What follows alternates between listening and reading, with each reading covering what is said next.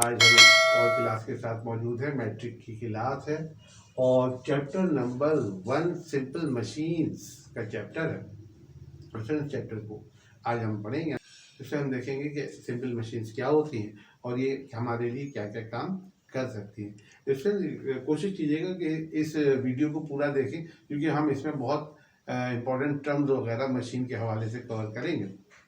तो अब अगर आप इस वीडियो को पूरा देखेंगे तो आपको इस चैप्टर की इन आर्टिकल्स को समझने में मदद मिलेगी।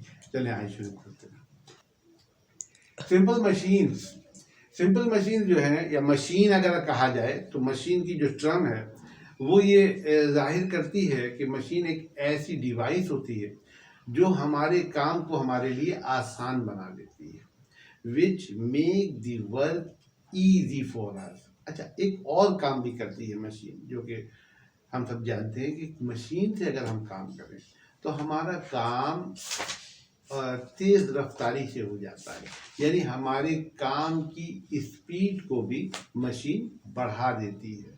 तो मशीन दरअसल एक ऐसी डिवाइस हुई जो हमारे काम को आसान बनाती है और साथ साथ काम की रफ्तार को बढ़ा देती है।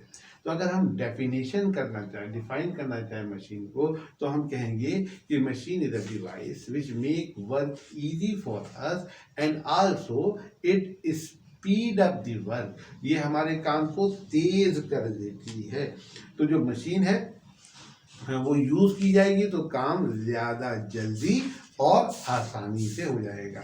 इसकी आम सी एग्जाम्पल जो आमतौर पे घरों में आपको नजर आती है कि अगर कोई खातून है और वो हाथ से सुई के ज़रिए सिलाई कर रही हैं, कपड़े को तुरपाई कर रही हैं या सिलाई कर रही हैं, तो उनको टाइम ज़्यादा लगेगा। और अगर यही काम वो मशीन के ज़रिए करें तो बहुत जल्दी भी हो जाएगा और आसानी से भी हो जाएगा। तो मशीन जो है इस तरीके से काम को आसान बनाती है। कि मशीन काम क्या क्या करती है। देखिए, मशीन हमारे पास कई एक काम परफॉर्म करती है। एक तो मशीन का काम ये हो गया कि मशीन काम को आसान बना रही है और स्पीड अप कर रही है। दूसरा, मशीन जो है वो कुव्वत को या फोर्स को एक जगह से दूसरी जगह ट्रांसफर कर देती है। अगर हमें फोर्स को एक जगह से दूसरी जगह ट्रांसफर करना है तो ये काम हम मशीन के जरिए आसानी से कर सकते हैं। इसकी मिसाल आप यूँ समझ लीजिए कि अगर आपको कोई कील दीवार में या किसी लकड़ी में ठोकना है, तो अगर आप हाथ से ये काम करना चाहो तो ये तकरीबन नामुमकिन होगा कि कील को आप हाथ से दीवार या लकड़ी में ठोक दो। हाँ, ये काम आपके हाथ की ही तो फोर्स इस्तेमाल होगी, लेकिन अगर आप एक हथौड़ी ले लो तो और उस हथौड़ी के जरिए कील को दीवार या लकड़ी में ठोको तो ये काम बड़ी आसानी से हो जाएगा। तो दरअसल इस हथौड़ी ने क्या काम किया, इस हथौड़ी ने आपके हाथ की कुव्वत को, फोर्स को कील के हेड के ऊपर ट्रांसफर कर दिया। तो मशीन वो डिवाइस है जो फोर्स को एक जगह से दूसरी जगह ट्रांसफर करती है।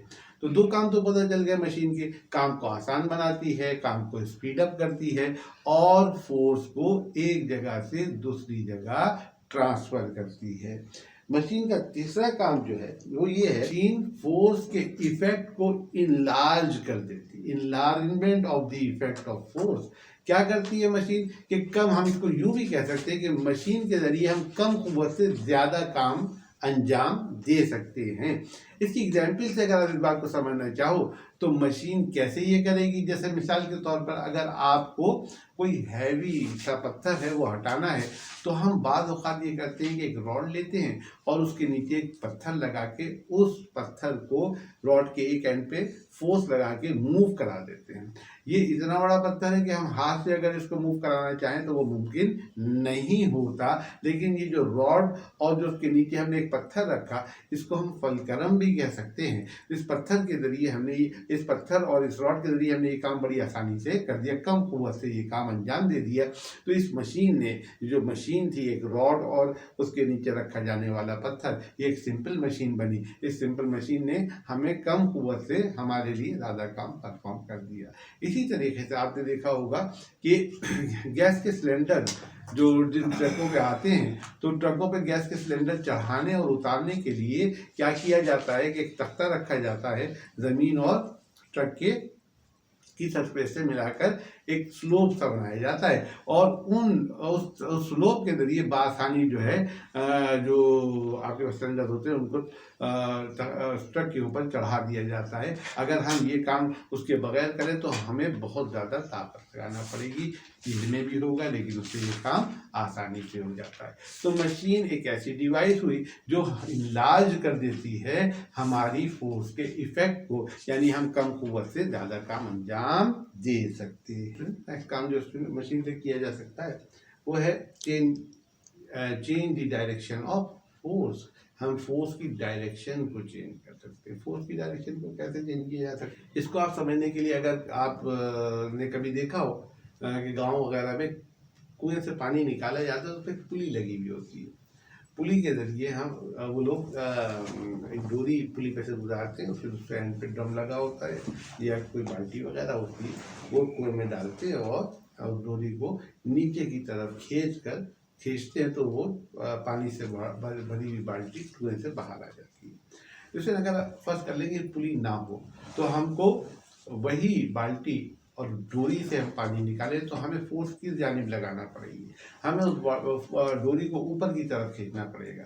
यानी पानी निकालने के लिए अब हम फोर्स ऊपर की तरफ लगा रहे हैं तो एक बाल्टी पानी निकालने में हम थक जाएंगे, क्योंकि ऊपर फोर्स लगाने में ज़्यादा फोर्स लगाना पड़ेगी, थकावट हो जाएगी। उसके बरक्स अगर उसी डोरी को पुली पे से गुजार दिया जाए तो अब क्या होगा कि पुली ने क्या काम किया कि डोल को ऊपर लाने के लिए फोर्स की डायरेक्शन को डाउनवर्ड कर दिया। अब आप इस तरीके से डोरी को नीचे की तरफ खींचेंगे, यानी आपकी फोर्स की डायरेक्शन नीचे की तरफ हो गई। तो अब ये काम आपके लिए आसान हो गया।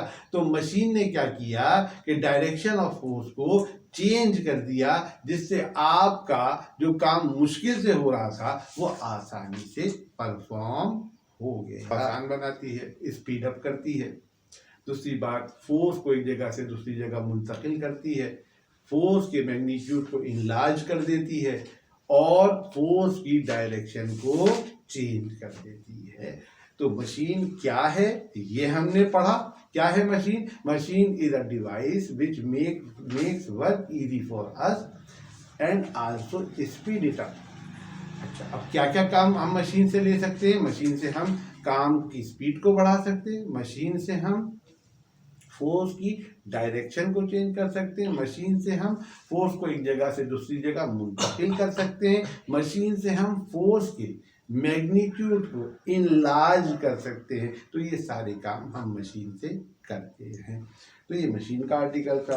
अब मशीन के हवाले से कुछ टर्म्स हैं जो हमें डिफाइन करना है, तो आइए देखते हैं।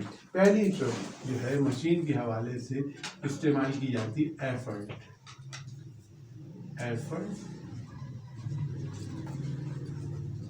एफर्ट क्या है?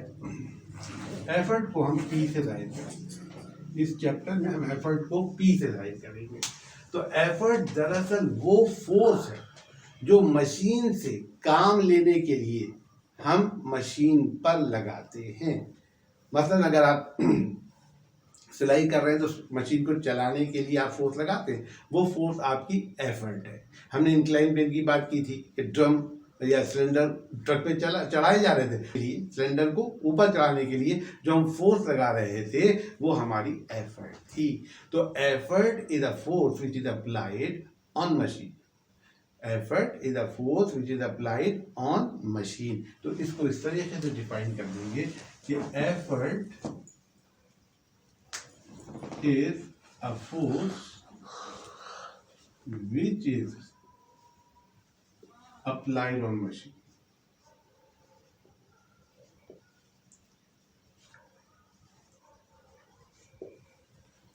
एफर्ट कहलाएगी। अब फोर्स है तो इसको हम न्यूटन में मेजर करेंगे। जब फोर्स है तो इसको हम किस में मेजर करेंगे? Newton. Effort is a force which is applied on machine to do some work. फिर हम बात करते हैं लोड की। हम बात करते हैं किसकी? लोड, और इसको एक और नाम भी देते हैं रेजिस्टेंस। लोड और रेजिस्टेंस भी कहते हैं। लोड या रेजिस्टेंस को हम W से जाहिर करते हैं। किससे जाहिर करते हैं? W से। तो मशीन जो लोड उठाती है या जो जितनी रेजिस्टेंस ओवरकम करती है उसको लोड कहा जाता है। अच्छा, लोड लोड देखिए वेट है, लोड का मतलब वेट, और वेट भी एक क्या है, फोर्स है, इसलिए लोड की यूनिट भी क्या होगी, न्यूटन होगी। ये बात याद रखिएगा। लोड इज अ फोर्स और resistance which is overcome by the machine. Force, load is a force which is applied by the machine. आप ये भी कह सकते हो load is a force which is applied by the machine, और load is a resistance which is overcome by the machine.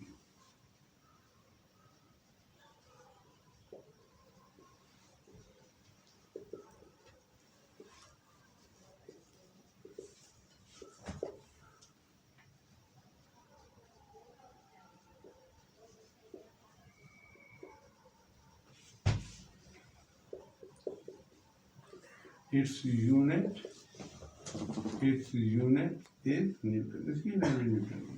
अच्छा, इसकी unit भी यहाँ पे लिख लेते, इट्स यूनिट इज न्यूटन। तो यहाँ में ये बात पता चल गई कि effort P is a force, load और resistance is also a force which is weight. अब इसके बाद हम बात करते हैं इनपुट। इनपुट क्या चीज, इनपुट की टर्म बहुत इस्तेमाल की जाती है मशीन के चैप्टर में, और आउटपुट की टर्म। तो इनपुट क्या है, input is the work done. Input work done है which is done by the effort, work done perform by the effort. Effort जो काम करेगी वो इनपुट कहलाएगा। देखिए इनपुट क्या कर रहे हैं, हम एफर्ट लगा रहे हैं ना, तो हम इनपुट दे रहे हैं, और मशीन जो काम करके देगी वो आउटपुट कहलाएगा। तो इनपुट क्या होगी, इनपुट जो है दरअसल वर्क डन है bye the effort, work done by the effort, work done by the effort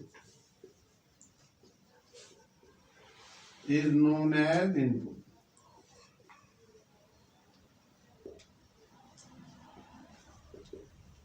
अच्छा, आउटपुट की बात करें अगर हम, अच्छा वर्क डन अगर लिखे इसको तो कैसे लिखेंगे, वर्क डन इनपुट बराबर है, ऐसे लिखो, इनपुट बराबर है वर्क डन। वर्क डन किसका, एफर्ट का। तो फोर्स की जगह क्या आ गया, आपको वर्क डन का फॉर्मूला क्या था, एफ इंटू डी, है ना। तो इसकी जगह क्या आ गया, पी, फोर्स की जगह पी आ गया, इनटू डी वो डिस्टेंस जिसके लिए फोर्स अप्लाई हुई। तो इनपुट का जो फॉर्मूला बन जाएगा, इनपुट बराबर होगा वर्क डन, और वो बराबर होगा पी मल्टीप्लाइड बाय डी। अब हम बात करते हैं output. Output is also a work done, output भी वर्क डन है, लेकिन कौन सा work done, work done by the machine, work done, output भी वर्क डन। इनपुट कौन सा work done, which is done bye effort. Output कौन सा work done, which is done by machine. ठीक है ना। तो output by the machine, work done by the machine is output.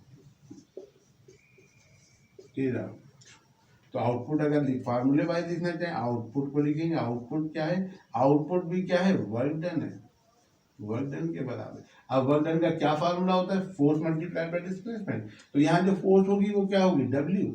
इसको किससे मल्टीप्लाई कर देंगे, एच पास कर लेंगे, मशीन एच हाइट तक उसको लेके जा रही है। तो आउटपुट का फार्मूला क्या होगा, आउटपुट का फार्मूला ये बन जाएगा, आउटपुट बराबर होगा वर्क डन बराबर है डब्ल्यू इंटू एच। तो फिर देखिए ये जो चार मैंने टर्म देखी, बहुत इंपॉर्टेंट है मशीन के हवाले से। एफर्ट क्या है, P, it is a force, effort is a force which is applied by the, which is applied on the machine, जो मशीन पे लगाए। अब देखिए ऑन मशीन पे कौन फोर्स लगाएगा, जो ऑपरेटर है, जो मशीन को ऑपरेट कर रहा है। तो it is applied by the operator on the machine. तो effort is the force which is applied on the machine. Load और रेजिस्टेंस, लोड और resistance is the force which is overcome by the machine, which is overcome by the machine. It is denoted by W. Effort is denoted by P. Input क्या है, input is the work done on the machine. Input is the work done on the machine by the effort. Input machine पर काम होगा और effort करेगी। तो input बराबर होगा work done बराबर होगी एफर्ट कर रही है तो एफ की जगह पी आ गया इंटू डी। डी वो डिस्टेंस है जहां तक एफर्ट अप्लाई हो रही है, जहां तक एफर्ट अप्लाई हो रही है। Output is the work done by the machine. Output work done है, मशीन का किया हुआ काम है, तो ये बराबर होगा, इसका फॉर्मूला बनेगा आउटपुट बराबर है वर्क डन बराबर है एफ की जगह इस पर डब्ल्यू आ जाएगा, लोड आ जाएगा इंटू एफ। तो ये आपके पास 4 टर्म्स हो गई। आइए अगली टर्म पे चलते हैं, एफिशिएंसी ऑफ यूनिट।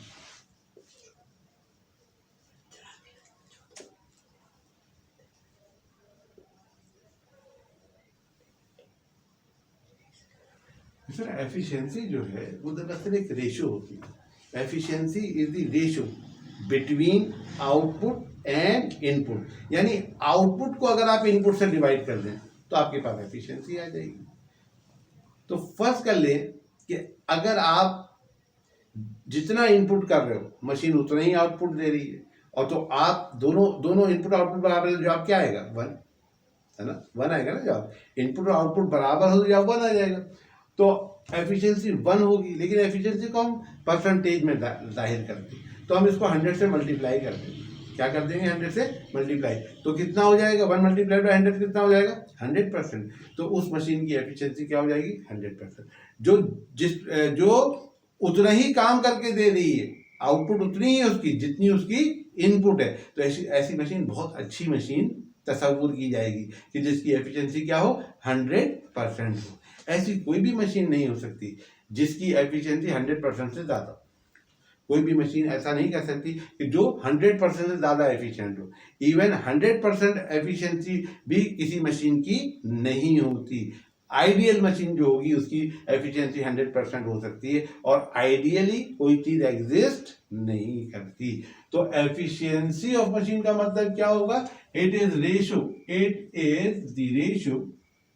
ये रेशियो है किसके दरमियान, रेशियो 2 चीजों के दरमियान होती है। It is the ratio between, पहले मैंने लिखा आउटपुट, है ना, it is the ratio between output and input. जब मैंने पहले आउटपुट लिखा तो इसका मतलब है आउटपुट ऊपर आएगा और इनपुट नीचे जाएगा। तो it is the ratio between output and input. So it is given as, it is, इसको कैसे फार्मूला कैसे लिखेंगे इसको ई से जाहिर करते हैं और लिखते हैं आउटपुट। देखिए पहले मैंने आउटपुट लिखा है, वो आउटपुट को ऊपर लिखा और नीचे क्या लिखा इसके इनपुट। तो इससे, और इसको किससे मल्टीप्लाई करेंगे 100 से। इसको 100 से क्यों मल्टीप्लाई करते हैं, क्योंकि हम एफिशिएंसी को किस में जाहिर करते हैं परसेंटेज में, इस वजह से इसको एफिशिएंसी को 100। अच्छा देखिए एफिशिएंसी क्या है, output upon input multiplied by 100। और ई बराबर होगा, आउटपुट का फार्मूला हमने क्या लिखा था अभी जब हमने आउटपुट डिफाइन किया था, तो आउटपुट का फार्मूला लिखा था हमने W अपॉन एच, और इनपुट का फार्मूला क्या निकाला था P multiplied by D multiplied by 100। तो इसमें देखिए ये फार्मूला आ गया आपके पास एफिशिएंसी मशीन की। अगर आप एफिशिएंसी निकालना चाहते हो तो आपको 4 चीजें पता हो, W load overcome by the machine, H the height for which load is raised, P effort, and D distance for which effort is applied। ठीक है, तो आप उस मशीन की क्या निकाल लोगे एफिशिएंसी है परसेंटेज में दाई जाती है, इसकी कोई यूनिट नहीं होती। अच्छा एफिशिएंसी की यूनिट क्यों नहीं होती, एफिशिएंसी की यूनिट इस वजह से नहीं होती कि ये आउटपुट और इनपुट के दरमियान रेशियो है। आउटपुट क्या था वर्क डन, इनपुट क्या था वर्क डन, तो 2 वर्क डन के दरमियान रेशियो है एफिशिएंसी, इस वजह से इसकी कोई यूनिट नहीं होती, और इसको हम 100 से मल्टीप्लाई करके परसेंटेज में जाहिर कर देते हैं। तो इसका मतलब ये कांस्टेंट नंबर ही हुआ एफिशिएंसी भी। अब आइए नई इसकी टर्म है जो हम डिफाइन करते हैं मैकेनिकल एडवांटेज। मैकेनिकल एडवांटेज जिस तरीके से एफिशिएंसी एक रेशियो है किसके दरमियान, आउटपुट और इनपुट के दरमियान, बिल्कुल वैसे ही मैकेनिकल एडवांटेज भी एक रेशियो है, और ये रेशियो है लोड और एफर्ट के दरमियान। तो हम लिखेंगे मैकेनिकल, इसको शॉर्ट में एमए कह देते हैं, मैकेनिकल एडवांटेज को एमए कह देते हैं। Mechanical advantage is the ratio between load and effort तो MA का फार्मूला क्या बनेगा? इट इज गिवन एज, कैसे लिया जाएगा? Mechanical advantage is equal to load divided by effort. अच्छा, लोड को किस चीज से जाहिर किया था हमने? जब लोड डिफाइन किया था W से, और एफर्ट को किससे जाहिर किया था? P से। तो देखिए ये फार्मूला हो गया लोड और एफर्ट मैकेनिकल एडवांटेज का।